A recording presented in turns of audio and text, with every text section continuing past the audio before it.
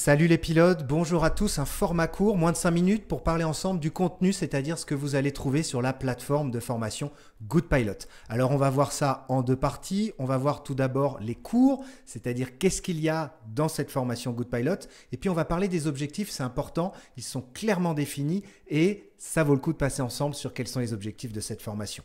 Tout d'abord, les cours, sachez que la formation GoodPilot, aujourd'hui, c'est 80 cours qui sont répartis en 16 modules. On voit des exemples tout à l'heure de modules, donc c'est classé, identifié par thème.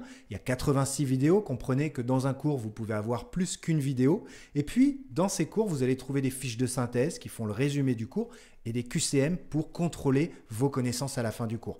Alors j'ai bien dit aujourd'hui, puisque les cours sont créés, donc au fur et à mesure qu'ils vont être créés, ils vont venir étoffer la liste des cours et la formation va s'enrichir. Si on fait un petit peu rapidement la liste des cours, en atterrissage, vous voyez remise de gaz, vitesse en finale, les différents briefings à faire en vol, gestion de carburant en vol, le tour avion, l'intégration terrain contrôlé, non contrôlé, le décrochage, la vrille, le déroutement, la panne radio, la radio-navigation, des retours d'expérience, les vols de nuit, il y en a 80, je ne vais pas tous vous les lire, mais si vous voulez voir en détail quelle est la liste des cours, rendez-vous sur le site goodpilot.fr, onglet e-learning, liste des cours. Maintenant, concernant les objectifs de la formation, c'est très important de voir ça en détail. La particularité de la formation GoodPilot, c'est que vous savez qu'il existe déjà des sites de formation en ligne, mais ces sites sont dédiés à la formation théorique, c'est-à-dire à l'examen théorique que vous passez pour obtenir la licence de pilote privé.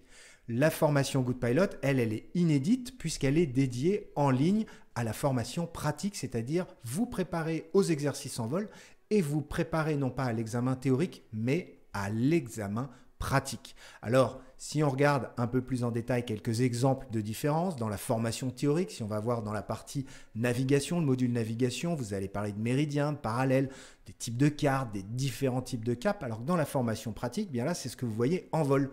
Comment on trace une navigation, comment on prépare un log de nav, comment on navigue à l'estime, on gère un égarement, même un déroutement.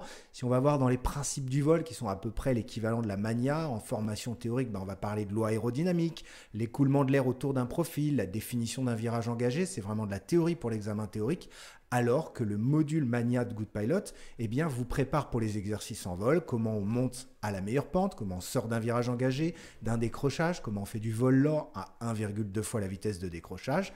Bref, c'est différent, mais sachez que la formation théorique, elle est indispensable pour passer l'examen théorique. Donc c'est pour ça que vous faites cette formation en ligne sur divers sites, comme par exemple le site Aérogligli.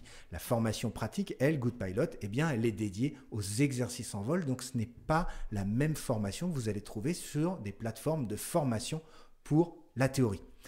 Maintenant, les objectifs, ils peuvent être différents en fonction que vous êtes un pilote en formation, vous apprenez pour passer la licence de pilote ou vous êtes déjà breveté. Si vous êtes un pilote en formation, vous allez apprendre les notions essentielles de la formation basique. C'est comment tracer une navigation, on en a parlé. C'est même comment gérer un décrochage. C'est les bases de la formation d'un pilote. Ça va vous permettre, cette plateforme, de vous préparer avec méthode, avec pédagogie à la réalisation des exercices. Il y a même des vidéos, par exemple une vidéo filmée en vol d'un tour de piste basse hauteur, d'une interruption volontaire du vol, un atterrissage de précaution. Et donc, ça va vous permettre, en finalité, après avoir fait tous les exercices en vol, de passer l'examen puisque chacun des exercices de l'examen est traité sur la plateforme de formation. Maintenant, si vous êtes pilote breveté, c'est un peu différent. Vous avez déjà votre licence de pilote, mais ça peut vous permettre de découvrir des nouvelles notions.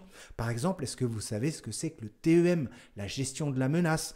Vous allez voir toutes ces nouvelles méthodes de gestion de panne avec le T4B, toutes ces nouvelles choses, piloter, naviguer, communiquer, que vous n'avez peut-être pas appris dans votre formation. Puis sinon, ça va vous permettre de réviser les must-know, des choses qu'on n'oublie pas. Comment on se déroute, comment on fait une intégration sur un terrain non contrôlé. Bref, ça vous permet de maintenir un niveau élevé de compétences si vous êtes déjà un pilote breveté. Alors, il y a pas mal de pilotes ULM qui utilisent la plateforme de formation GoodPilot. Sachez que même si les cours ont été élaborés pour les pilotes avions, ils sont tout à fait adaptés à un pilote ULM classe 3 multi-axe, puisqu'il va y retrouver la même chose, ces pilotes, pour apprendre à naviguer, à gérer des pannes, à préparer le vol, NOTAM, météo. C'est exactement la même chose sur un avion ou sur un ULM. Si vous voulez aller plus loin, je vous invite à aller sur le site goodpilot.fr. Dans l'onglet e-learning, vous avez un détail sur tout le contenu et l'organisation de la formation et notamment présentation de la formation GoodPilot. Vous avez plus de détails sur la fameuse formation. Eh bien écoutez, je vous dis à bientôt pour un prochain format court et je vous souhaite une bonne journée et de bons vols.